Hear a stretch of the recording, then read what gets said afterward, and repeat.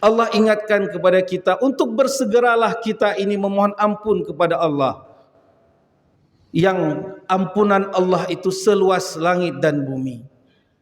Tapi kenapa kita sombong? Seolah-olah kita akan hidup selama-lamanya, seolah-olah kita adalah manusia yang paling sempurna, sehingga merasa tidak pernah ada kesalahan pada diri kita.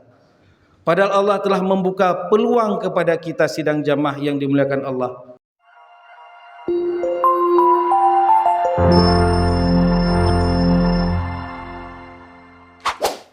Selamat menonton dan jangan lupa di-subscribe ya. Alhamdulillahirabbil alamin wa bihi nasta'inu ala umuri dunya waddin.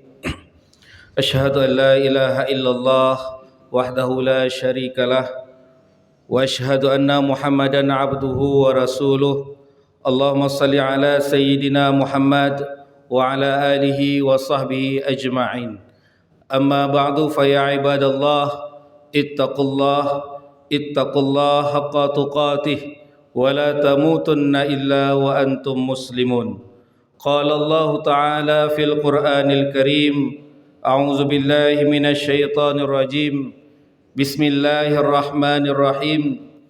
Ya ayyuhalladzina amanu ittaqullaha haqqa tuqatih wa la tamutunna illa wa antum muslimun. Sadaqallahul azim. Sidang jamaah Jumat yang dimuliakan Allah Subhanahu wa taala, mari melalui mimbar yang mulia ini, dalam waktu yang sangat singkat ini, khatib mengajak diri khatib dan juga seluruh sidang jamaah Jumat yang dimuliakan Allah, mari sama-sama kita tingkatkan keimanan dan ketakwaan kita kepada Allah Subhanahu wa taala, yang mana oleh Allah hingga detik ini, hingga saat ini masih terus memberikan keberkahan kepada kita. Berbagai nikmat yang Allah berikan kepada kita, dan ini harus kita syukuri. Karena apa? Karena apabila kita tidak mensyukuri atas nikmat yang Allah berikan, tunggulah bahwa azab Allah itu amatlah pedih. Maka beruntung kepada kita sidang jamaah Jumat yang dimuliakan Allah, hari ini tepat ketika azan berkumandang, bahkan sebelum waktu salat tadi tiba, kita telah berkumpul di dalam rumah Allah. Tentu di luar sana juga masih banyak sekali saudara-saudara kita yang mungkin masih di perkantoran, masih di warung-warung, masih di swalayan dan tempat-tempat lainnya, yang seharusnya tatkala waktu salat Jumat itu tiba, segala aktivitas itu harus ditinggalkan. Maka beruntunglah kita sidang jamaah yang dimuliakan Allah, hari ini kita telah berkumpul di rumah Allah, dan tentu ini adalah kenikmatan yang luar biasa yang Allah berikan. Sidang jamaah Jumat yang dimuliakan Allah Subhanahu wa taala, kehidupan ini sementara dan kemudian akhirat selama-lamanya. Menjadi bekal kepada kita, pertanyaan kepada kita, apakah kita telah siap tatkala nanti Allah ingin mencabut nyawa kita? Apakah siap tatkala nanti salah satu dari rukun iman, yaitu meyakini hari kiamat itu tiba, kita pada posisi yang mulia? Ketika hari ini kita berada di dunia tapi kita tidak mampu memanfaatkan apa yang telah Allah berikan kepada kita, kita biarkan sia-sia. Padahal dunia ini adalah ladang menuju akhirat. Ad-dunya mazra'atul lil akhirah. Ini adalah ladang. Tatkala kita sia-siakan kesempatan yang Allah berikan kepada kita, tidak kita lakukan amal-amal kebaikan, tidak kita lakukan pengampunan, taubat, mohon ampun kepada Allah dari segala aktivitas yang lagha, dari aktivitas yang salah, maka itu adalah sesuatu yang akan kita sesali di hari kemudian. Sidang jamaah yang dimuliakan Allah Subhanahu wa taala, maka itu Allah ingatkan kepada kita, wasari'u ila maghfiratin min rabbikum wa jannatin 'arduhas samawati wal ard u'iddat lil muttaqin. Allah ingatkan kepada kita untuk bersegeralah kita ini memohon ampun kepada Allah, yang ampunan Allah itu seluas langit dan bumi. Tapi kenapa kita sombong?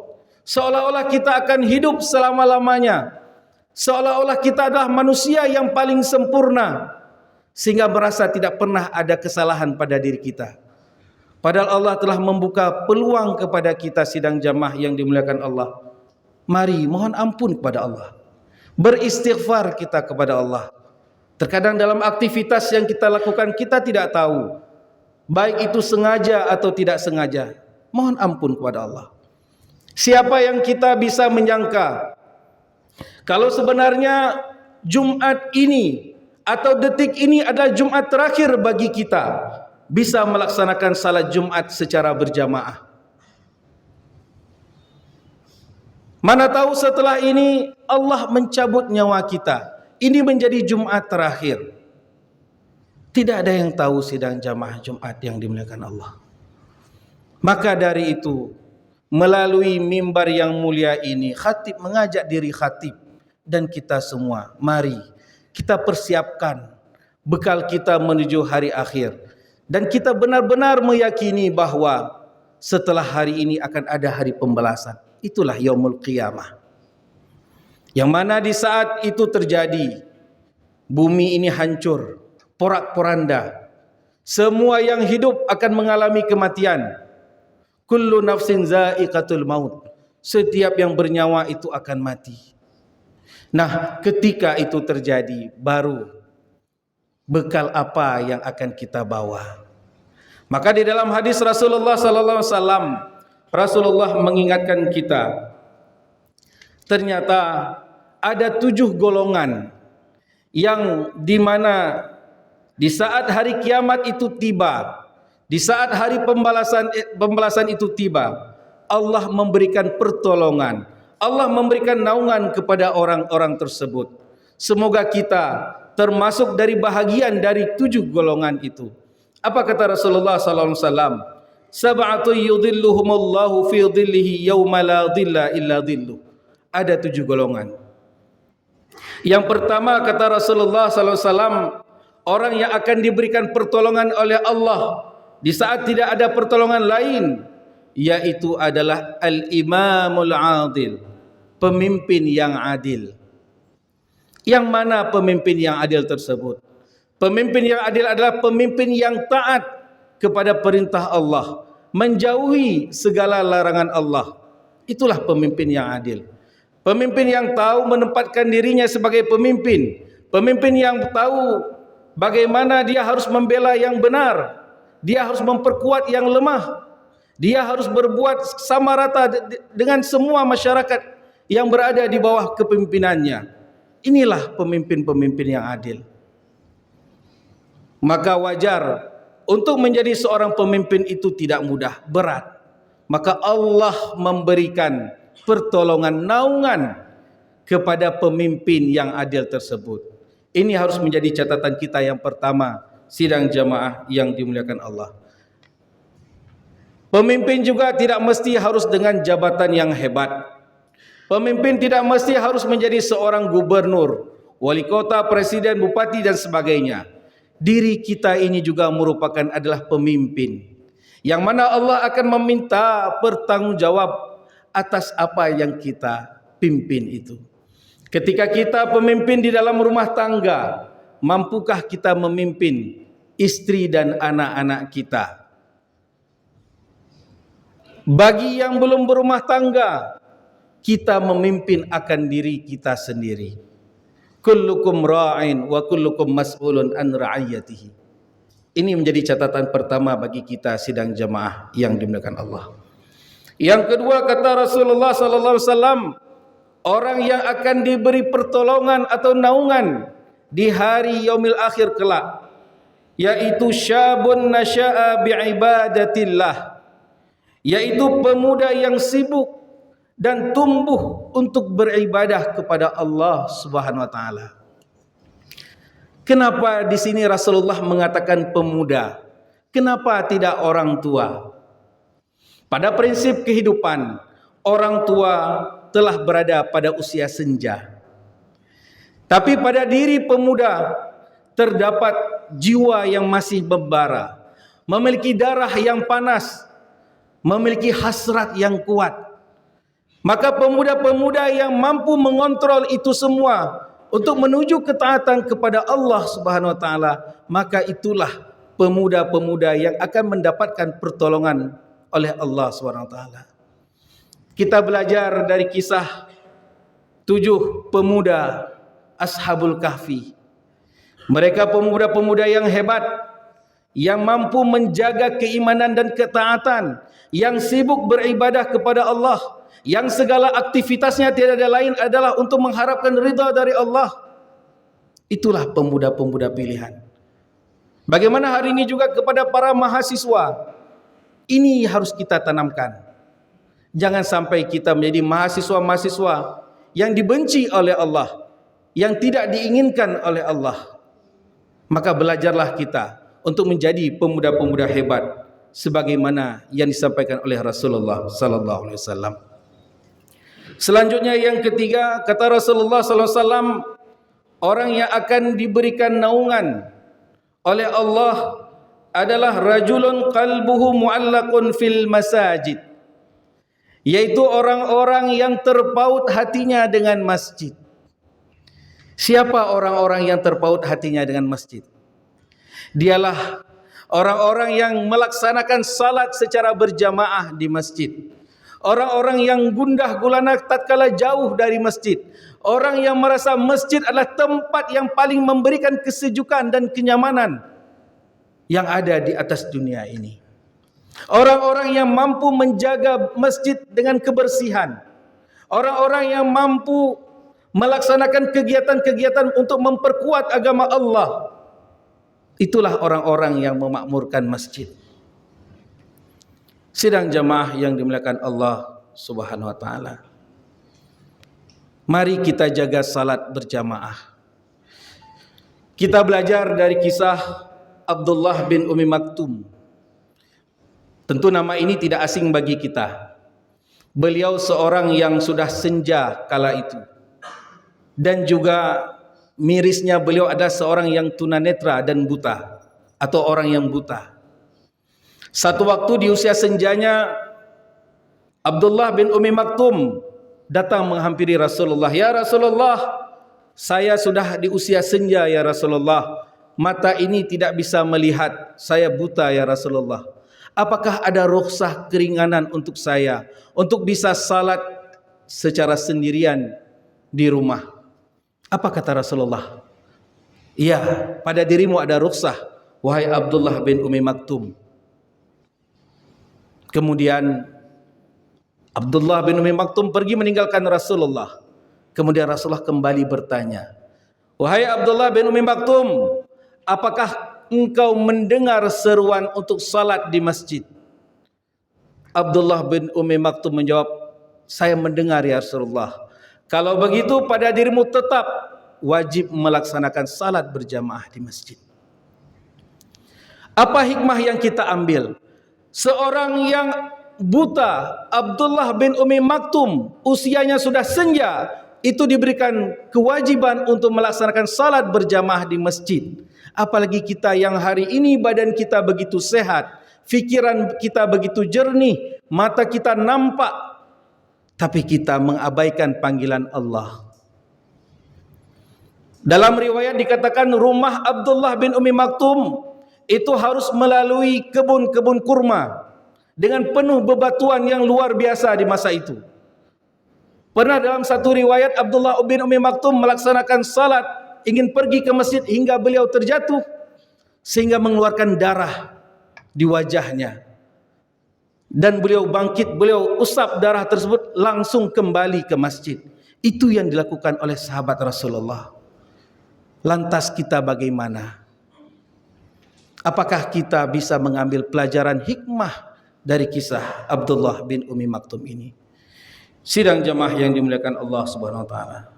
Selanjutnya kata Rasulullah, yang keempat adalah rajulani tahabba fillah ijtama alaihi wa tafarraqa alaihi, yaitu dua orang yang saling mencintai karena Allah, bertemu karena Allah, dan berpisah juga karena Allah.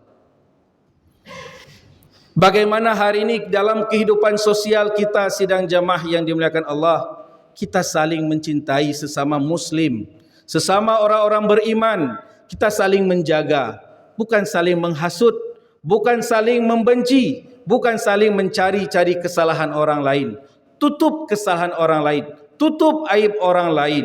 Itu yang diajarkan di dalam Islam. Jangan buat kehancuran, perpecahan. Perpecahan itu kadang-kadang terjadi di dalam rumah tangga, terjadi di dalam kampung, terjadi di dalam wilayah kita. Inilah yang akan melemahkan kita umat Islam. Kita itu satu. Makanya di dalam hadis Rasulullah mengingatkan bahwa seorang mukmin dengan mukmin lainnya bagaikan bangunan yang saling memperkokoh di antara sesamanya. Bahkan di dalam Al-Quran Allah ingatkan juga, apakah kamu mau memakan bangkai saudaramu sendiri? Ketika kita terbiasa dengan ghibah, terbiasa dengan menjelek-jelekkan orang lain, terbiasa dengan mencari-cari kesalahan orang lain, sesama kita suka mengadu domba, tentu kata Allah kita tidak mau memakan bangkai saudara kita. Maka mari kita tinggalkan perbuatan yang salah tersebut. Mari kita saling mencintai sesama mukmin dalam konteks keimanan kita kepada Allah Subhanahu wa taala. Kemudian yang kelima kata Rasulullah sallallahu alaihi wasallam, orang yang akan diberikan pertolongan dan naungan di hari akhir kelak adalah rajulun da'athu imra'atun zata mansibin wa jamalin faqala inni akhafullah, yaitu seorang pemuda yang diajak berzina oleh seorang wanita yang mempunyai kekuasaan, yang cantik jelita. Tapi pemuda tersebut mengatakan, inni akhafullah, aku takut kepada Allah. Hari ini perbuatan maksiat, perbuatan yang menyurus ke zina begitu marak terjadi. Terkadang perbuatan-perbuatan ini tidak terjadi di depan mata kita, bahkan bisa terjadi di dalam kamar anak-anak kita, dalam kamar pemuda-pemudi kita. Bagaimana caranya? Melalui handphone. Hari ini untuk bermaksiat tidak perlu harus saling bertatap muka, bisa dengan handphone. Ini yang terjadi sidang jamaah yang dimuliakan Allah. Apakah kita ada menjaga keluarga kita, anak istri kita untuk terjauh dari perbuatan-perbuatan maksiat? Mereka adalah masa depan kita. Mereka adalah generasi emas masa depan kita yang harus kita bina hari ini. Tapi ketika mereka terlena dengan maksiat, nauzubillah, kehancuranlah yang akan terjadi. Kemudian sidang jamaah yang dimuliakan Allah Subhanahu wa taala, orang yang akan diberi naungan oleh Allah yang keenam adalah rajulun tasaddaqa bi sadaqatin fa akhfaha hatta la ta'lama shimaluhu ma tunfiqu yaminuh, yaitu seseorang yang tatkala dia menyumbangkan sesuatu hartanya atau bersedekah, lalu dia sembunyikan sehingga tangan kirinya tidak tahu. Artinya apa? Di sini Rasulullah ingin mengingatkan kita untuk jangan sombong, jangan ria, jangan takabur, jangan merasa kitalah seolah-olah yang paling dermawan, paling kaya, sehingga kita membangga-banggakan harta kita. Saya sumbang A, B, C segala macam. Namun tentu berbeda tatkala kita ingin mendidik generasi-generasi kita, sehingga kita harus menyampaikan apa yang kita sedekahkan. Tapi kalau apabila di dalam hati kita terdapat sifat sombong, ujub, bangga terhadap apa yang kita punya dengan harta itu, maka kita termasuk dalam orang-orang yang merugi. Sidang jamaah Jumat yang dimuliakan Allah Subhanahu wa taala. Yang terakhir kata Rasulullah sallallahu alaihi wasallam, orang yang akan diberi naungan kelak di yaumil akhir, yaitu rajulun dzakarallaha khalian fafadat ainahu, yaitu orang-orang yang berzikir kepada Allah dalam keadaan sepi. Dalam keadaan sepi dia bangun di tengah malam, bangun untuk salat tahajud, meminta kepada Allah, ya Allah bahagiakan keluarga kami, ya Allah, Ya Allah, berikan kami pemimpin yang adil, Ya Allah. Ya Allah, jadikan keluarga kami keluarga yang sakinah, mawaddah, warahmah, Ya Allah. Ya Allah, jadikan kami anak-anak yang saleh, Ya Allah. Berdoa di tengah malam. Namun berbeda kenyataan hari ini sidang jamaah. Lihatlah. Makin tengah malam, makin warung-warung masih terbuka. Anak-anak muda kita, remaja-remaja kita, mungkin bahkan mahasiswa kita, baik laki, baik perempuan, masih ada di warung-warung dengan laptopnya, dengan HP-nya. Mereka pulang tatkala menjelang subuh, tatkala salat subuh mereka sudah tertidur. Ini yang terjadi. Padahal jika kita ingin mendapatkan pertolongan dari Allah, Allah menyuruh kita apa? Tidur sesaat, kemudian bangun di tengah malam, berdoa. Ini yang harus kita lakukan. Sidang jamaah yang dimuliakan Allah Subhanahu wa taala. Semoga apa yang khatib sampaikan ini bisa memberikan manfaat kepada kita semua dan tentunya kepada diri khatib sendiri. Mari kita tingkatkan keimanan kita kepada Allah dan semoga kita menjadi bahagian dari 7 golongan tersebut yang telah disampaikan oleh Allah Subhanahu wa taala melalui Rasulullah sallallahu alaihi wasallam. Alhamdulillahirabbil alamin wa bihi nasta'inu ala umuri dunya waddin. Asyhadu an la ilaha illallah wahdahu la syarikalah wa asyhadu anna Muhammadan abduhu wa rasuluh. Allahumma salli ala sayyidina Muhammad wa ala alihi wa sahbihi ajma'in. Amma ba'du fa ya ibadallah ittaqullah haqqa tuqatih wa la tamutunna illa wa antum muslimun. Qala Allah Ta'ala fil Qur'anil Karim, a'udzu billahi minasy syaithanir rajim. Bismillahirrahmanirrahim. Ya ayyuhalladzina amanu taqullaha wa qulu qawlan sadida yuslih lakum a'malakum wa yaghfir lakum dhunubakum wa may yuti'illaha wa rasulahu faqad faza fawzan 'azima. Barakallahu li wa lakum fil Qur'anil Karim wa nafa'ani wa iyyakum bima fihi minal ayati wa zikril hakim wa taqabbala minni wa minkum tilawatahu innahu huwas samiul alim.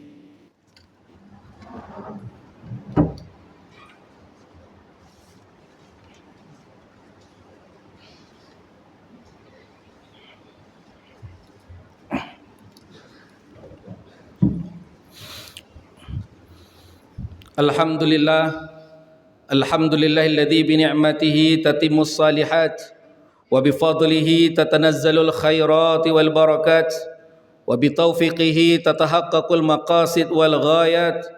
Asyhadu an la ilaha illallah wa asyhadu anna Muhammadan abduhu wa rasuluh. Allahumma salli ala sayyidina Muhammad wa ala alihi wa sahbihi ajma'in. Amma ba'du fa ya ayyuhal muslimun ittaqullaha haqqa tuqatih wa la tamutunna illa wa antum muslimun. Qala Allah Ta'ala fil Qur'anil Karim, a'udzu billahi minasy syaithanir rajim. Bismillahirrahmanirrahim. Innama ya'muru masajidallah man amana billahi wal yawmil akhir wa aqamas salah wa ataz zakah walam yakhsha illallah fa'asa ulaika ay yakunu minal muhtadin. Allahumma ighfir lil muslimina wal muslimat wal mu'minina wal mu'minat al ahya'i minhum wal amwat innaka sami'un qaribun mujibu da'wat. Allahumma arinal haqqa haqqan warzuqna ijtinabah wa arinal batila batilan warzuqna ijtinabah. Allahumma ij'al jam'ana hadza jam'an marhuma wa tafarruqana min ba'dihi tafarruqan ma'suma. Rabbana la tu'akhizna in nasina aw akhtana. Rabbana wa la tahmil 'alaina isran kama hamaltahu 'alal ladzina min qablina. Rabbana wa la tuhammilna ma la taqata lana bih wa'fu 'anna waghfir lana warhamna anta maulana fansurna 'alal qaumil kafirin. Rabbana hab lana min azwajina wa zurriyyatina qurrata a'yun waj'alna lil muttaqina imama. Rabbana atina fid dunya hasanah wa fil akhirati hasanatan wa qina azabannar. Walhamdulillahi rabbil alamin. Aqimis salah.